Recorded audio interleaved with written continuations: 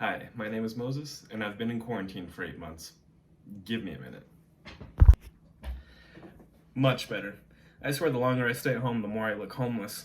Anyways, I bought this house at 20, and I always knew that I want to buy a house and invest in real estate. I just never felt ready to pull the trigger and get a 30-year mortgage from a bank. But in February, I saw something that changed my mind. I quickly realized that if I didn't buy a house, I was just going to keep bleeding money.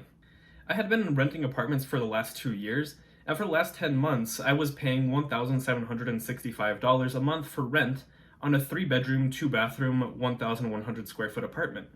I had a home office set up at this apartment so that I had a nice, comfortable place to work since I'm self-employed. Like a good citizen, I started my taxes early so I can make Uncle Sam happy.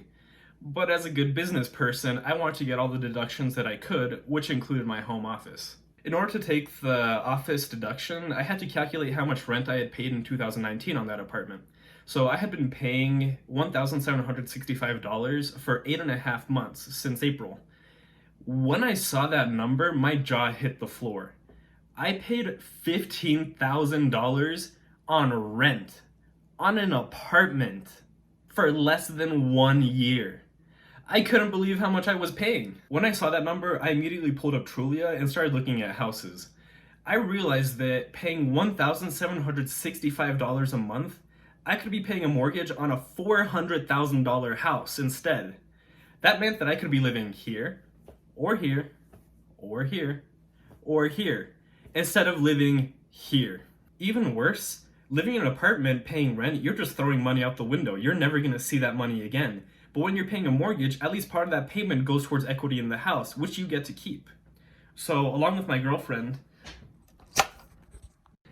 say hi. Hey.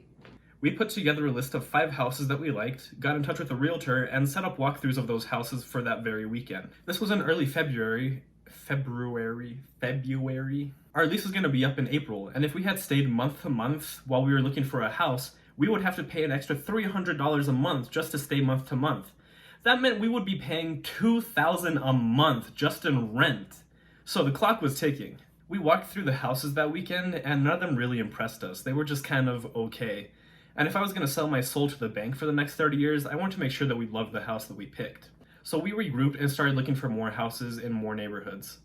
Just 2 days later, we got a notification of a house that had just been listed in our price range and in a neighborhood that we really liked. So we set up an appointment to walk through it the next day, and we fell in love with this place. I mean, just look at this place. It's a 4-bedroom, 2-bathroom, 1,800 square foot house. It had just been refinished by the owner. It was completely move-in ready, but the best part was that it was listed under market value.